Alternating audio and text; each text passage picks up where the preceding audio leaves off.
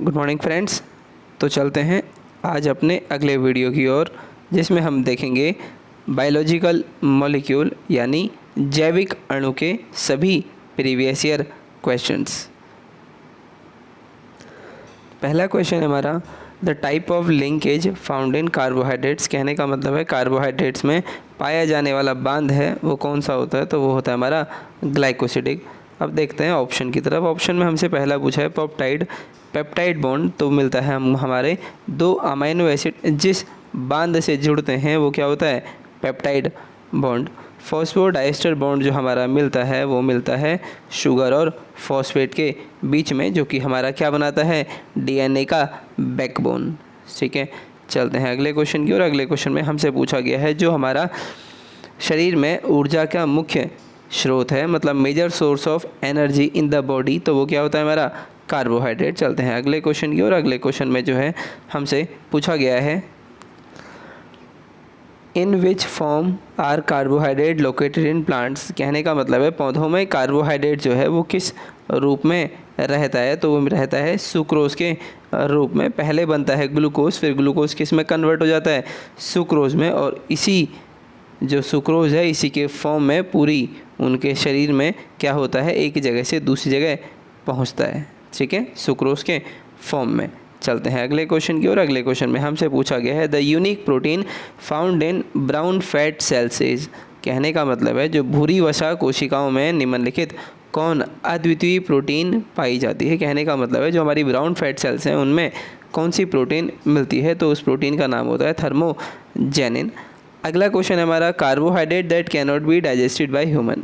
वो कार्बोहाइड्रेट बताओ जिसको मानव पचा नहीं सकता है, तो वो होता है हमारा क्या, सेल्यूलोज। सेल्यूलोज को डाइजेस्ट करने वाले एंजाइम जो होते हैं वो मानव शरीर में मौजूद नहीं होते हैं। ठीक है, चलते हैं फिर अगले क्वेश्चन की ओर। अगले क्वेश्चन में हमसे पूछा गया है, सार्कोमियर जो होता है वो किन दो के बीच की जगह है। कहने का मतलब है ये जो चीज़ है, मान लो एक स्टैंड ये है, दूसरा स्टैंड ये है, इनके बीच की जगह को हम क्या बोलते हैं, सार्कोमियर।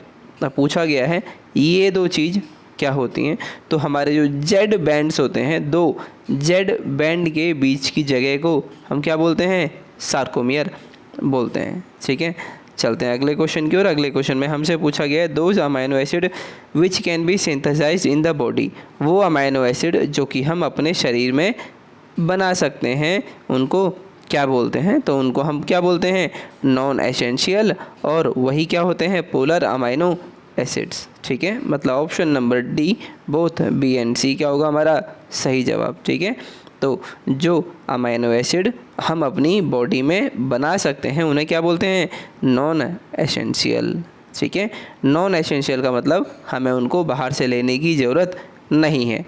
चलते हैं अगले क्वेश्चन की ओर। अगले क्वेश्चन में हमसे पूछा गया है जो हमारी एलिडिन है ये किस में मौजूद होती है। एलिडिन क्या है, एक इंट्रासेलुलर प्रोटीन है जो कि किस में मिलती है, हमें हमारी स्किन में मिलती है, और स्किन में भी स्ट्रैटम ल्यूसिडियम में मिलती है। ठीक है, चलते हैं अगले क्वेश्चन की ओर। अगले क्वेश्चन में हमसे पूछा गया केराटिन जो कि एक प्रोटीन है उसमें ज़्यादा मात्रा में क्या होता है, तो वो सल्फ़र उसमें ज़्यादा मात्रा में मौजूद होता है केराटिन प्रोटीन से। ये कहाँ मिलती है, ये मिलती है हमें हमारे हेयर्स में। ठीक है, बालों में या फिर हमारे नाखून में। ठीक है, नेल्स में और हेयर में। चलते हैं अगले क्वेश्चन की ओर। अगले क्वेश्चन में हमसे पूछा गया है, which histone protein is not a part of nucleosome. कहने का मतलब है तुमने एक ऐसा ना स्ट्रक्चर देखा होगा जब तुमने पढ़ा होगा न्यूक्लियोसोम के बारे में, तो तुमने देखा होगा कि बीच में क्या होता है, हिस्टोन का ऑक्टोमर होता है और इसके चारों तरफ डीएनए लिपटा हुआ होता है ना, ऐसे ही देखा होगा ना। तो उसमें पूछा गया है जो हिस्टोन प्रोटीन है न्यूक्लियोसोम का पार्ट कौन सा नहीं होता है, तो उसमें हमने देखा होगा उसमें क्या होता है, H1 होता है, H2A होता है, H2B होता है, H3 होता है और H4 होता है। यही होता है ना, H2A, H2B, H3, H4, H1। तो देखो इसमें जो इसका पार्ट नहीं है वो क्या है, H2 इसका पार्ट नहीं होता है। बाकी H2A, H2B, H4 ये तीनों हमें हिस्टोन प्रोटीन मिलती हैं किसमें, न्यूक्लियोसोम में। अगला क्वेश्चन है, amino acid which is use in the synthesis of thyroxine. कहने का मतलब है मेरे को एक हार्मोन है जिसका नाम क्या है, थायरोक्सिन। थायरॉक्सिन हार्मोन मेरे को बनाना है, तो उसको बनाने के लिए मेरे को क्या क्या, या मतलब मैं कहूँ कौन सा अमाइनो एसिड चाहिए होता है। तो थायरॉक्सिन हार्मोन बनाने के लिए मेरे को टायरोसिन नाम का अमाइनो एसिड चाहिए होता है। ठीक है, टायरोसिन। हमारा आंसर क्या होगा? Option number A correct answer होगा। चलते हैं अगले क्वेश्चन की ओर। अगले क्वेश्चन में हमसे पूछा गया है जो हमारा which of the following foreign induces the formation of antibodies. कहने का मतलब है वो बाहरी तत्व बताओ जो हमारी बॉडी में एंटीबॉडीज़ के प्रोडक्शन को निर्माण कर देगा, मतलब हमारी बॉडी में एंटीबॉडीज़ बनाना प्रारंभ कर देगा। ठीक है, तो देखो जब भी मान लो ये मेरी बॉडी है या ये हमारी बॉडी है, मान लो बाहर से कोई भी फॉरेन पार्टिकल हमारी बॉडी में प्रवेश करता है तो मेरी बॉडी एंटीबॉडी बनाना चालू कर देगी। इस जो ये बाहर से पार्टिकल आया है इस पार्टिकल के विपरीत, ठीक है, या इस पार्टिकल के अपोजिट में। ये पार्टिकल जैसे ही मेरी बॉडी में आएगा, यह बाहर से आया है तो हम इसे क्या बोल रहे हैं? Foreign particle. जैसे ही मेरी बॉडी की सेल्स को पता लगेगा ये फॉरेन पार्टिकल हमारी बॉडी में आया है, या जो ये हमारे बॉडी का कोई भी पार्ट या हमारे बॉडी में मौजूद नहीं होता है, ये फॉरेन पार्टिकल है, तो जैसे ही ये बॉडी में आएगा हमारी बॉडी एंटीबॉडी बनाना चालू कर देगी अपने आप। ठीक है, तो हमसे पूछा गया है ये पार्टिकल कौन कौन सा हो सकता है। तो ये हो सकता है बाहर से कोई प्रोटीन आई हो, बाहर से कोई डीएनए आया हो, या बाहर से कोई पॉलीसैकेराइड आया हो, मतलब कोई शुगर ऐसी आ गई हो, या फिर कोई पैथोजन आ गया हो। पैथोजन वो होते हैं जो कि क्या करते हैं? हमारी बॉडी में बीमारी उत्पन्न करते हैं। मान लो कोई बैक्टीरिया हो गया, कोई प्रोटोजोआ हो गया, कोई फंजाई हो गया।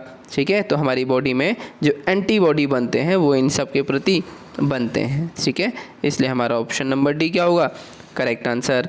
चलते हैं अगले क्वेश्चन की ओर। अगले क्वेश्चन में हमसे पूछा गया है हिस्टोन्स है 20-30%, मतलब जो हिस्टोन प्रोटीन है इनमें 20 से 30% क्या होता है? तो उसमें होता है आर्जिनिन और लाइसिन, या मैं ये कह सकता हूँ जो मेरी हिस्टोन प्रोटीन है उसमें आर्जिनिन और लाइसिन अमाइनो एसिड मिलता है। ठीक है, जो कि कितना होता है? 20 से 30% हिस्टोन प्रोटीन्स का।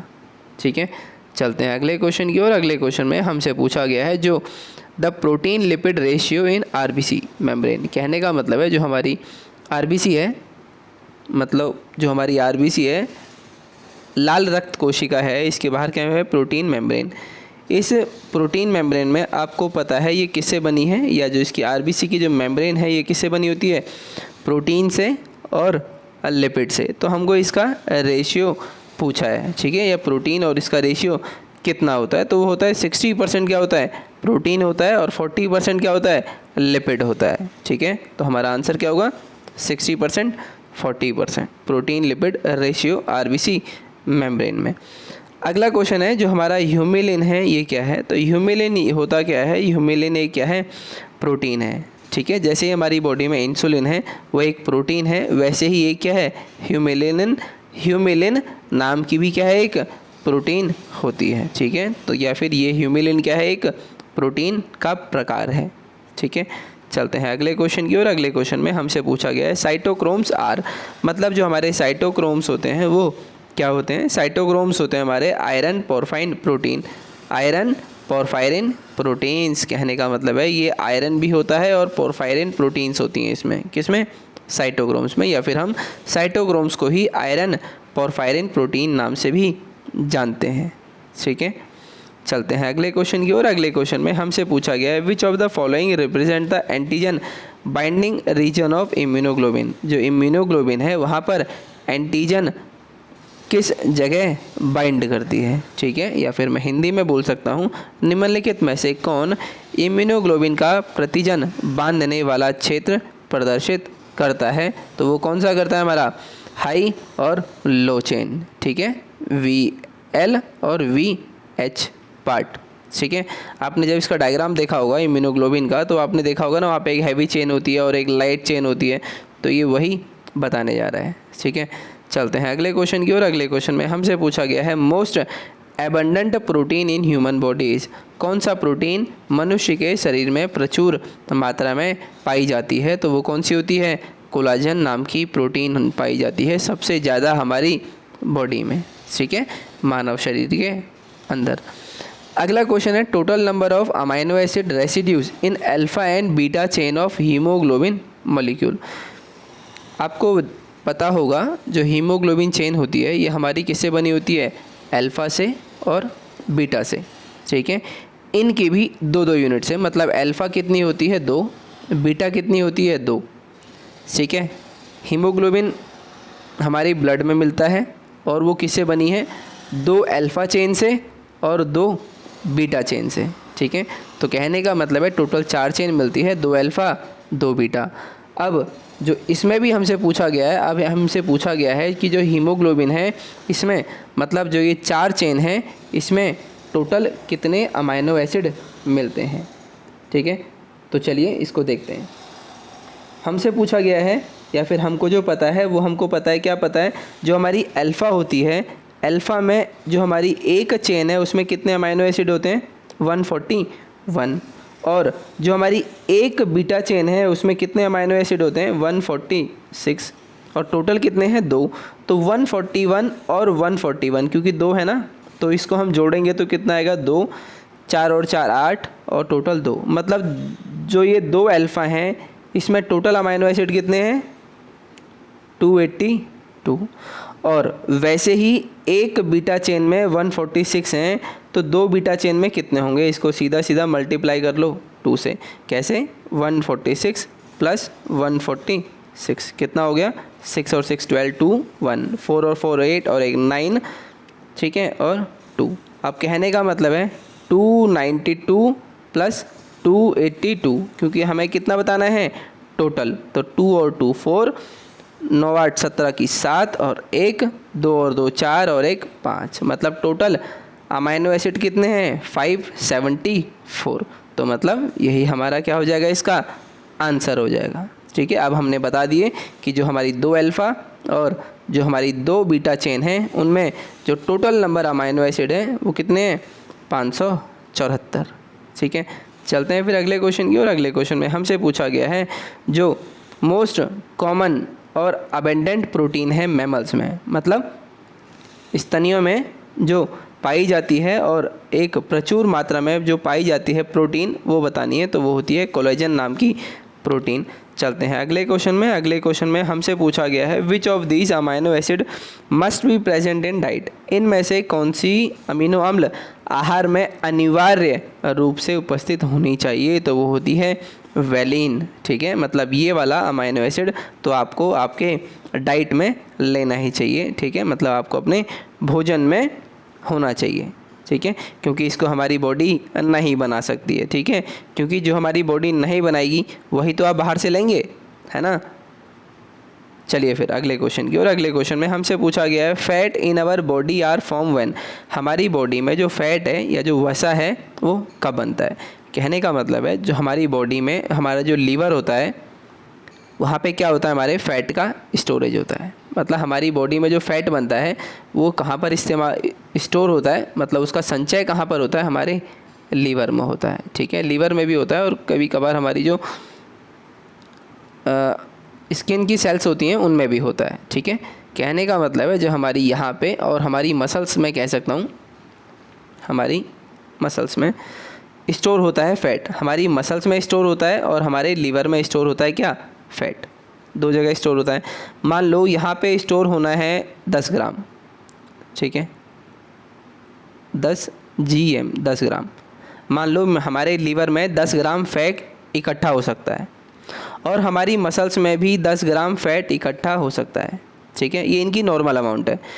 अब मान लो हुआ क्या, तुम एक इंसान ने फ़ैट ही खाना ज़्यादा चालू कर दिया, ठीक है, मतलब वसा जो है अपने फूड में या जो खाना खा रहा है उसमें फ़ैट का क्वांटिटी उसने बढ़ा दिया है। हमारे लीवर में जो स्टोर हो सकता था, कितना हो सकता था, 10 ग्राम स्टोर हो सकता था फ़ैट। अब वो एक दिन ऐसी हो गई कि वो उस अवस्था में पहुंच गया कि अब वो 10 ग्राम से ज़्यादा फ़ैट स्टोर नहीं कर सकता है मेरा लीवर। ऐसे ही मसल के साथ भी हुआ, मसल में कितना स्टोर कर सकता है 10 ग्राम, और एक दिन ऐसा हुआ कि मसल्स में भी 10 ग्राम स्टोर हो गया फ़ैट। मतलब अब ना तो हमारा मसल्स ज़्यादा फ़ैट इकट्ठा कर सकता है और ना ही लीवर इकट्ठा कर सकता है। अब क्या होगा, अब हमारी बॉडी में ये फ़ैट डिपॉजिट होना चालू हो जाएगा, जिसके कारण हमारा जो बॉडी है वो कैसी हो जाएगी, मान लो आप अगर शेप में हैं तो फिर आप मोटे होने दिखना चालू हो जाएंगे। ठीक है, आप कहते हैं ना वो मोटा इंसान जा रहा है, मोटा इंसान जा रहा है, मोटा इंसान का मतलब है उसकी बॉडी में फैट जो है वो ज़्यादा हो गया है। ठीक है, तो देखिए इसका आंसर जो है वो सी है, glycogen stored in liver and muscle is complete. Glycogen भी सेम ही है, ग्लाइकोजन कुछ नहीं है, जहाँ मैंने फैट का नाम लिया वहाँ आप ग्लाइकोजन भी बोल सकते हैं, क्योंकि हमारी बॉडी में जो स्टोर होता है वो हमेशा किसकी फॉर्म में होता है, ग्लाइकोजन की फॉर्म में होता है। ठीक है, तो इतनी घबराने वाली बिल्कुल भी बात नहीं है। ठीक है, जब हमारा ग्लाइकोजन कंप्लीट हो जाएगा, मतलब इसका इकट्ठा होना कंप्लीट हो जाएगा हमारे लीवर में और हमारी मसल्स में, तो हम क्या बोल देंगे, अब हमारी बॉडी में क्या बढ़ गया, फैट बढ़ गया। ठीक है, चलते हैं फिर अगले क्वेश्चन की ओर। अगले क्वेश्चन में हमसे पूछा गया है फाइब्रिनोजन इज सिंथेसाइज्ड इन, मतलब जो हमारा फाइब्रिनोजन है ये कहाँ पर बनता है, तो ये कहाँ पर बनता है, लीवर में, फाइब्रिनोजन। ठीक है, तो चलते हैं फिर अपने अगले क्वेश्चन की ओर। अगले क्वेश्चन में हमसे पूछा गया है Beadle and totem establish the relationship between, जो बीडम एंड टोटल हैं इनने किसके बीच में एक रिलेशनशिप बताया था, तो जीन एंड एंजाइम, इनकी एक थ्योरी है, वन जीन वन एंजाइम, मतलब एक जीन एक एंजाइम का क्या करता है, निर्माण करता है, और ये इनकी क्या है, फेमस थ्योरी भी है। ठीक है, चलते हैं अगले क्वेश्चन की ओर। अगले क्वेश्चन में हमसे पूछा गया है इनमें से कौन सा एंजाइम हम इस्तेमाल करते हैं अपने श्वसन के दौरान, तो वो होता है हमारा डिहाइड्रोजिनेज। इस एंजाइम का हम इस्तेमाल करते हैं अपने श्वसन क्रिया के दौरान। चलते हैं अगले क्वेश्चन की ओर। अगले क्वेश्चन में हमसे पूछा गया है जो एंजाइम ल्यूसीफेरेज है ये क्या करता है, तो ये सबस्ट्रेट की तरह काम करता है बायोल्यूमिनेसेंस में। बायोल्यूमिनेसेंस वो प्रक्रिया है जब एक मान लो कोई ऑर्गेनिज्म है या कोई इंसेक्ट है, इसकी बॉडी में क्या हो रही है, कोई केमिकल रिएक्शन हो रही है, और इस केमिकल रिएक्शन के कारण इसकी बॉडी से चमक पैदा हो रही है इसकी बॉडी में। ठीक है, आपने देखा है ना रात को जुगनू चमकता है, वैसे भी कुछ फंजाई होती हैं, कुछ एल्गी होती हैं, या कुछ एनिमल्स होते हैं जिनकी बॉडी से क्या निकलती है, लाइट निकलती है। वो जो लाइट है उनके अंदर उनकी बॉडी में जो केमिकल रिएक्शंस हो रही हैं उनके कारण मौजूद होती है। जो ऑर्गेनिज्म ये लाइट शो करेगा, और जो ये लाइट है इसी को हम क्या बोलते हैं, बायोल्यूमिनेसेंस। ठीक है, और जो प्राणी ये ल्यूमिनेसेंस को शो करेगा उसे हम बोलेंगे बायोल्यूमिनेसेंट, LUMINISCENT, बायोल्यूमिनेसेंट ऑर्गेनिज्म। ठीक है, और सबस्ट्रेट क्या होता है, तो सबस्ट्रेट वो होता है जिससे कोई रिएक्शन क्या होती है, स्टार्ट होती है। ठीक है, चलते हैं अगले क्वेश्चन की ओर। अगले क्वेश्चन में हमसे पूछा गया enzyme enhances the rate of chemical reaction by, कहने का मतलब है मान लो कोई रेट ऑफ रिएक्शन है, मेरी ए से मेरा बी बन रहा है, तो ए से बी बनने की जो दर है, ठीक है, एंजाइम उसको कैसे बढ़ाता है, तो कैसे बढ़ाता है, इसकी जो एक्टिवेशन एनर्जी है या EA एनर्जी है इसको कम कर देता है। जब एक्टिवेशन एनर्जी कम हो जाएगी तो रेट ऑफ रिएक्शन बढ़ जाता है। ठीक है, कहने का मतलब है जब एंजाइम किसी केमिकल रिएक्शन में उसकी एक्टिवेशन एनर्जी को घटा देगा तो रेट ऑफ रिएक्शन बढ़ जाएगा। ठीक है, देखो फिर हमारा ऑप्शन नंबर सी होगा करेक्ट आंसर। चलते हैं फिर अगले क्वेश्चन की ओर। अगले क्वेश्चन में हमसे पूछा गया है कि जो हमारे एंजाइम्स होते हैं ये क्या होते हैं, तो ये टाइप की एंटीबॉडी होती है एंजाइम। ठीक है, अगला क्वेश्चन है एंजाइम्स क्या होते हैं, तो वो हमको पता है क्या होते हैं, प्रोटीन्स होते हैं। अगला क्वेश्चन है हमसे पूछा गया है वो एंजाइम बताओ जो कार्बन कार्बन या कार्बन नाइट्रोजन बॉन्ड्स को तोड़ सकता हो। ठीक है, तो वो है हमारा ऑक्सीडेज भी है, हाइड्रोलेज भी है और डेस्मोलेज भी है। ये काम तीनों ही कर सकते हैं, मतलब कार्बन कार्बन बॉन्ड को तोड़ना हो या कार्बन नाइट्रोजन बॉन्ड को तोड़ने का काम हो, ये तीनों ही कर सकते हैं। चलते हैं अगले क्वेश्चन की ओर। अगले क्वेश्चन में हमसे पूछा गया है गिवन दिया गया है कि depolarisation repolarisation theory, lock and key theory या saltatory conduction theory, induce fit theory, which of the following above explain the mechanism of energy action in best way. कहने का मतलब है जो एंजाइम एक्शन है, एंजाइम कैसे कार्य करता है, इन चारों में से कौन सी थ्योरी है जो उसको सबसे अच्छे से समझा सकती है या बता सकती है। ठीक है, तो वो कौन सी हमारी induced fit theory. Induced fit theory को ही हम क्या बोलते हैं, लॉक एंड की हाइपोथेसिस, इसी को बोलते हैं ना, तो वही है इंड्यूस्ड फिट थ्योरी। ठीक है, लॉक एंड की हाइपोथेसिस जो है वो हमारी सेकेंड वाली ऑप्शन है। ठीक है, लॉक एंड की थ्योरी। दूसरा होता है इंड्यूस्ड फिट थ्योरी, वो भी उसी के जैसा मिलता जुलता ही होता है। ठीक है, लेकिन थोड़ा बहुत चेंजेस है इसमें इंड्यूस्ड फिट थ्योरी में। ठीक है, तो ये जो हमारी थ्योरी है ये हमको बेस्ट एक्सप्लेन करती है एंजाइम कैसे कार्य करता है उसके बारे में। ठीक है, तो हमारा ऑप्शन नंबर 4 क्या होगा, करेक्ट आंसर। चलते हैं अगले क्वेश्चन की ओर। अगले क्वेश्चन में हमसे पूछा गया enzyme occurring in more than one form are known as. मान लो एक एंजाइम है, ये सिंपल सा एंजाइम है, ये 2-3 तरीके का है, ये एक इस तरह का भी है, ये एक दूसरा इस तरह का भी है, ये तीसरा एक छोटे से डॉट की तरह भी है। तो कहने का मतलब है जब एक ही एंजाइम एक से ज़्यादा फॉर्म में पाया जाता है या एक से ज़्यादा फॉर्म में होता है तो हम उसको क्या बोलते हैं, तो हम उसको क्या बोलते हैं, आइसोजाइम बोलते हैं। ठीक है, चलते हैं फिर अगले क्वेश्चन की ओर। अगले क्वेश्चन में हमसे पूछा गया है कि ये स्टेटमेंट पढ़ो।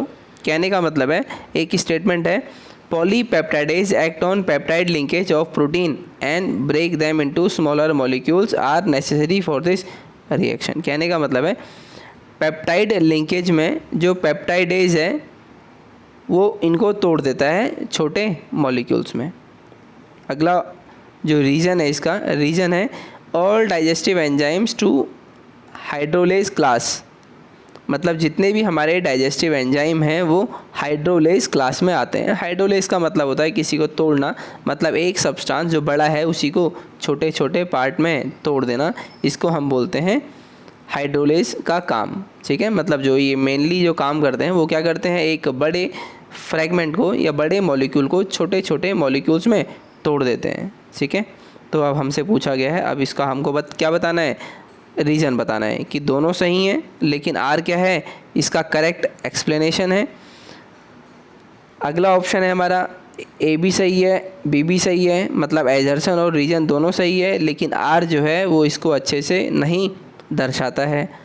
अगला ऑप्शन है कि ए तो सही है लेकिन ये गलत है, और जो हमारा डी ऑप्शन है इसमें कहा गया है रीज़न ट्रू है लेकिन एजर्सन क्या है, फॉल्स है। ठीक है, कहने का मतलब है एजर्सन रीजन में एक चीज़ होती है, इसमें होता है एजर्सन होता है एक कथन, ठीक है, और रीज़न होता है कि मतलब जो वो कथन है वो सही है कि गलत है।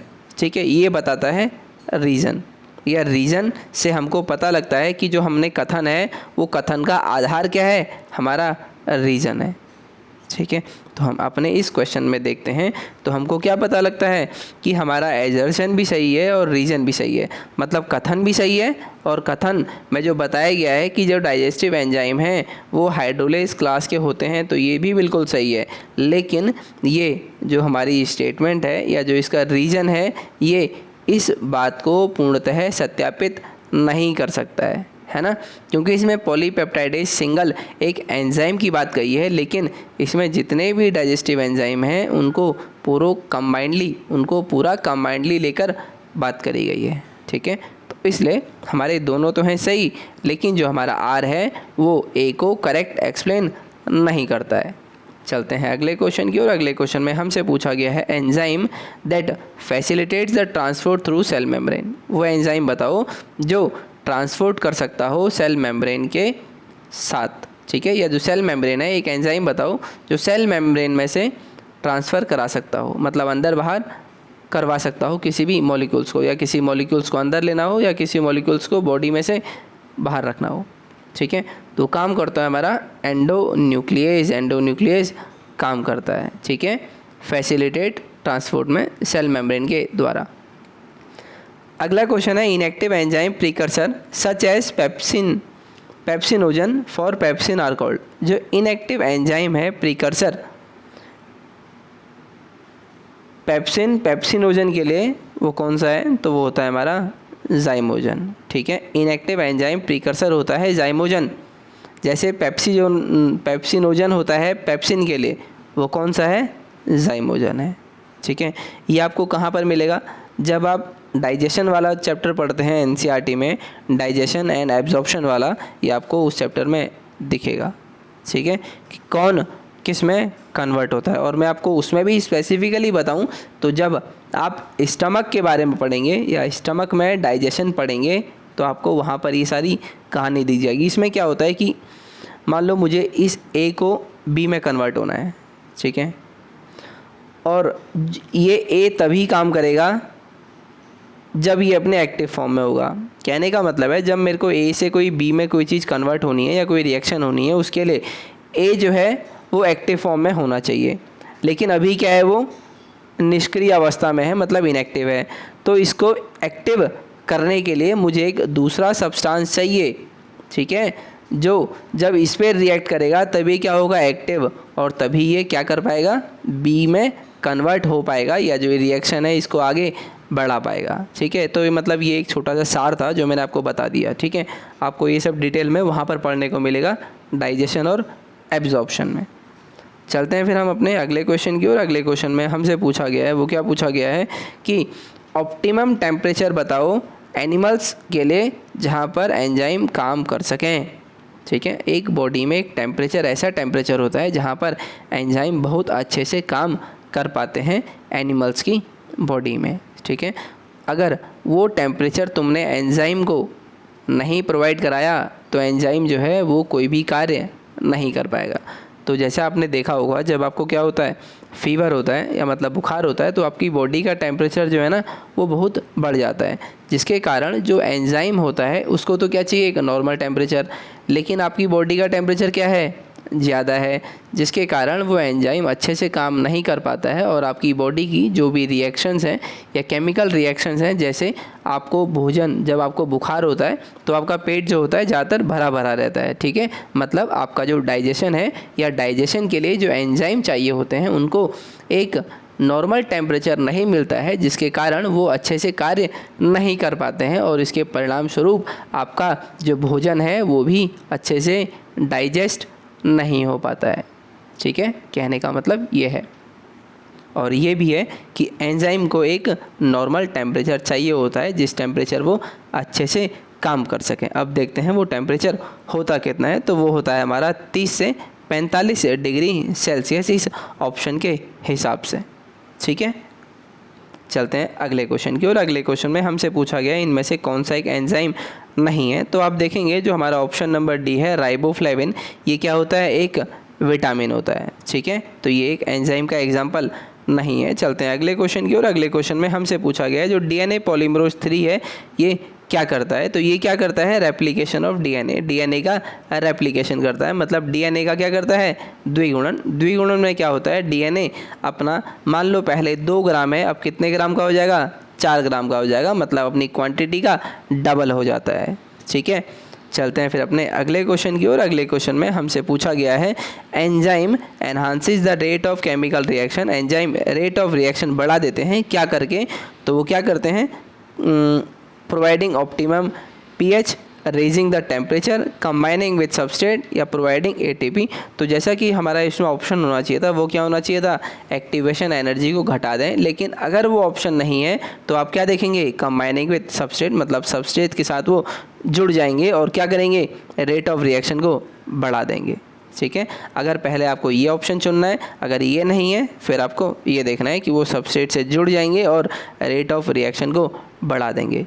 चलते हैं अगले क्वेश्चन की ओर। अगले क्वेश्चन में हमसे पूछा गया है जो हमारा राइबो न्यूक्लियोज है ये किसका एग्जाम्पल है। तो राइबो न्यूक्लियोज होता है ये एक टाइप का क्या होता है, लाइएज होता है, ठीक है।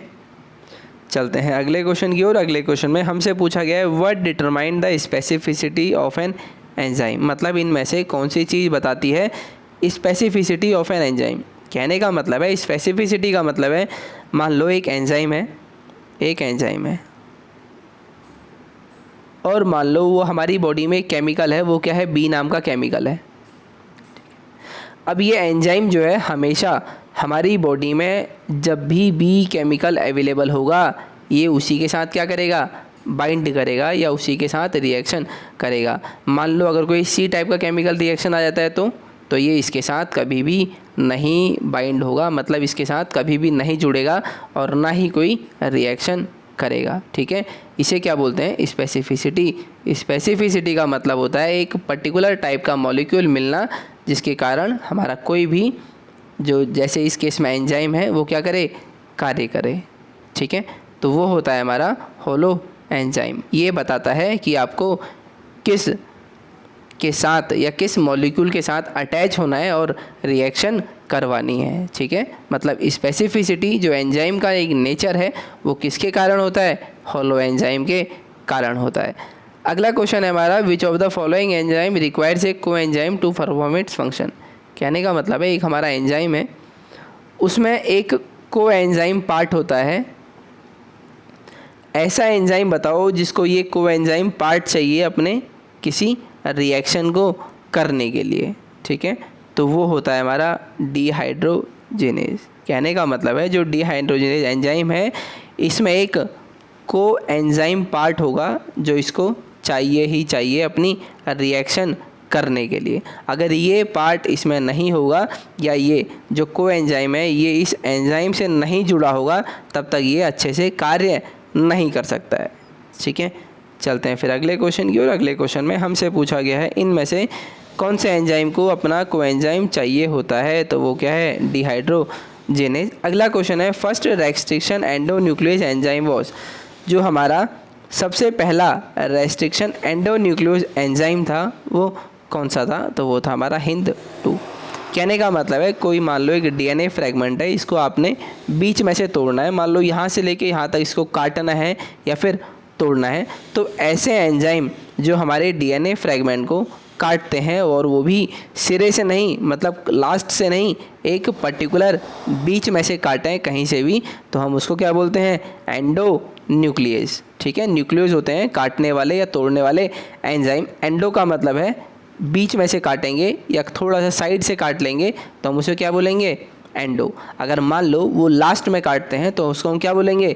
एक्सोन्यूक्लियस। ठीक है, तो सबसे पहला एंडोन्यूक्लियस है वो क्या है हमारा? HindII। चलते हैं अगले क्वेश्चन की ओर। अगले क्वेश्चन में हमसे पूछा गया है, which of the following enzyme does not obey KM kinetics.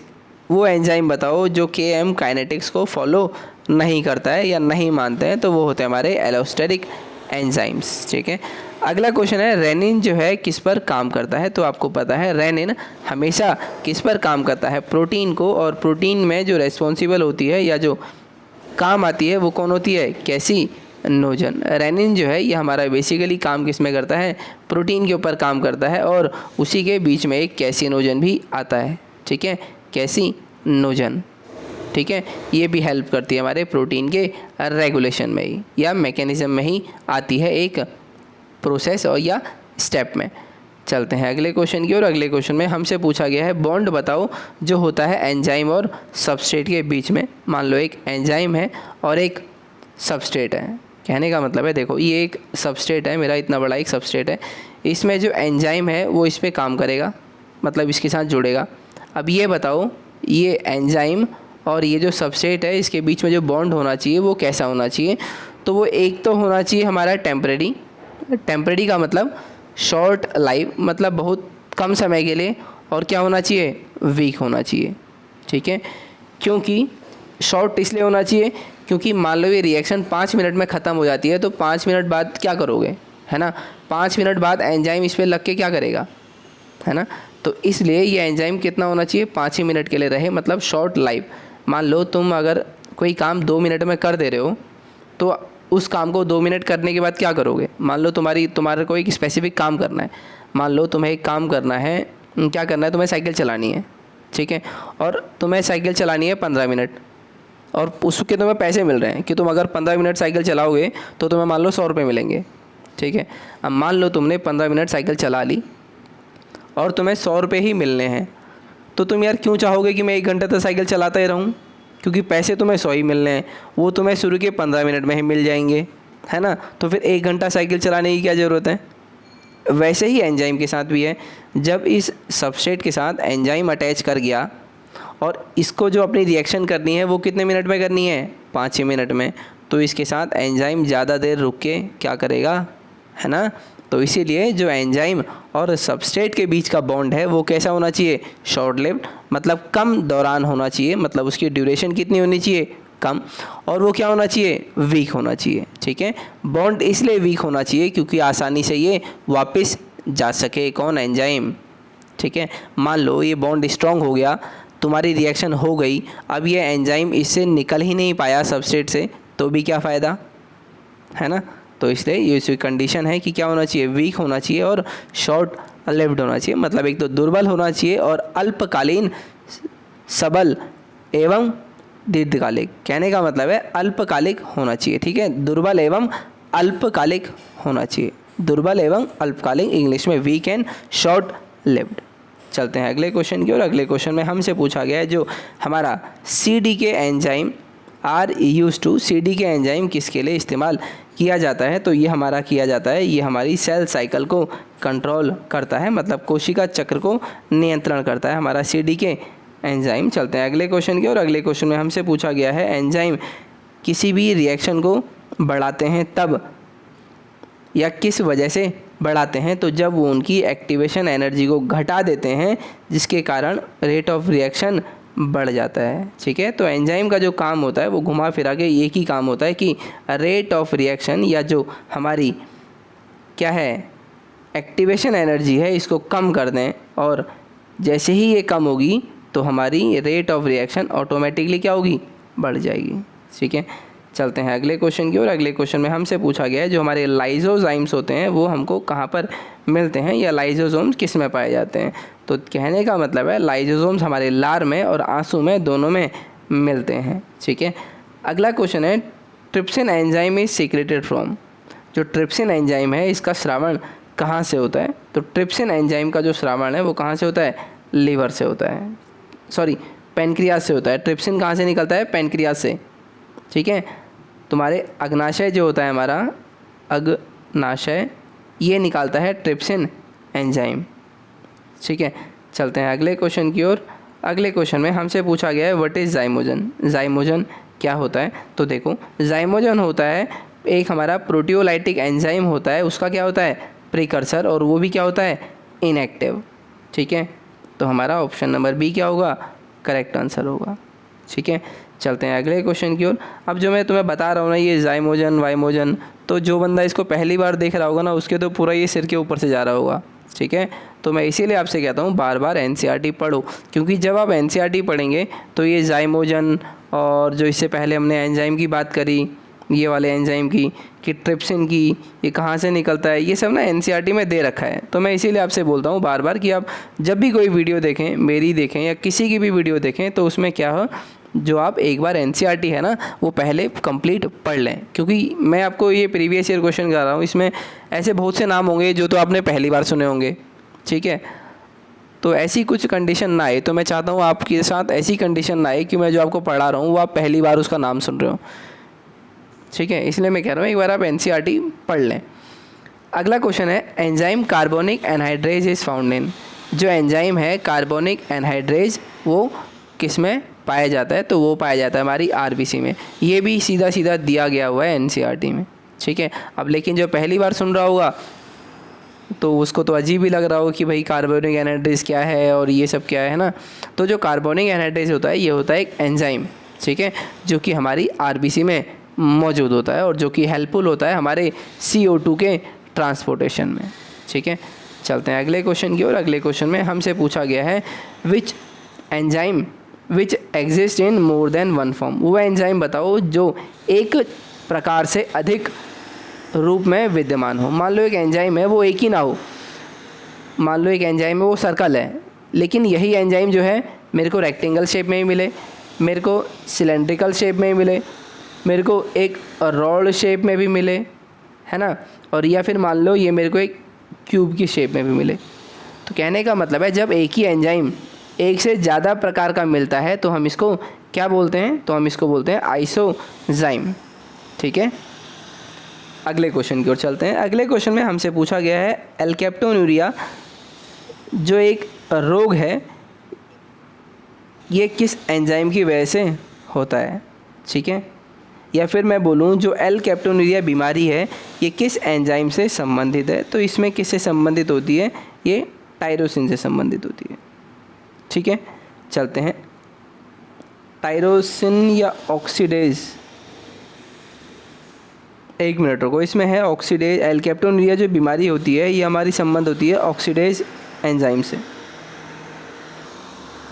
तो जो क्वेश्चन है इसमें क्या होता है कि जो एल कैप्टोनुरिया बीमारी होती है इसमें क्या होता है, जो हमारा एंजाइम होता है ना ऑक्सीडेज, वो हमारी बॉडी में नहीं बनता है, जिसके कारण क्या होता है, इसकी मतलब जो एल कैप्टोनुरिया जो रोग होता है जिस प्राणी में, उसमें क्या होता है CO2 और H2O का ना ऑक्सीडेशन नहीं हो पाता है। ठीक है, या मैं बोलूँ इनका जो विघटन है वो नहीं हो पाता है, किसका, CO2 और H2O का, जिसके कारण क्या होता है जब इनको यूरिन आता है, मतलब जो इनका यूरिन बॉडी से बाहर निकलता है, तो जैसे ही वो ऑक्सीजन के संपर्क में आता है तो वो कैसा हो जाता है, यूरिन ब्लैक कलर का हो जाता है, BLAC। देखो जो हमारा यूरिन है, मतलब जो जिसमें ये रोग है एल कैप्टोनुरिया, ये जैसे ही बाहर आएगा एनवायरनमेंट में, मतलब ऑक्सीजन की प्रेजेंस में आएगा, तो इसका कलर कैसा हो जाएगा, ब्लैक हो जाएगा।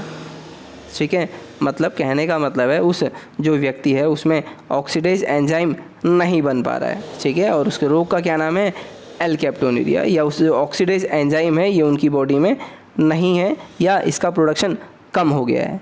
ठीक है, चलते हैं अगले क्वेश्चन की ओर। अगले क्वेश्चन में हमसे पूछा गया है कि जो लाइगेज एंजाइम है वो हम किसके लिए इस्तेमाल करते हैं। तो लाइगेज जो हम जब भी करते हैं वो हम किसके लिए करते हैं, जब हमें कोई भी चीज़ जोड़नी हो। ठीक है, तो जब भी 2 DNA को जोड़ना होता है, मान लो एक DNA मेरा ये है, दूसरा DNA मेरा ये है, इसको जब मैं जोड़ना चाहता हूँ तो मैं यहाँ पर एंजाइम डाल दूँगा जो कि क्या है, लाइगेज। मान लो एक मैंने बीकर लिया, या मान लो एक मैंने टेस्ट ट्यूब ली, उसमें मैंने बहुत सारे क्या डाल दिए, DNA के टुकड़े डाल दिए। उसमें अगर मैं लाइगेज एंजाइम डाल देता हूँ तो थोड़ी देर बाद क्या होगा, मान लो पहले मेरी कंडीशन ये थी, ये मेरा एक टेस्ट ट्यूब था या बीकर था, इसमें बहुत सारे DNA के टुकड़े डले हुए थे। ठीक है, बहुत सारे छोटे छोटे DNA के टुकड़े डाले। अब मैंने इसमें डाल दिया लाइगेज एंजाइम।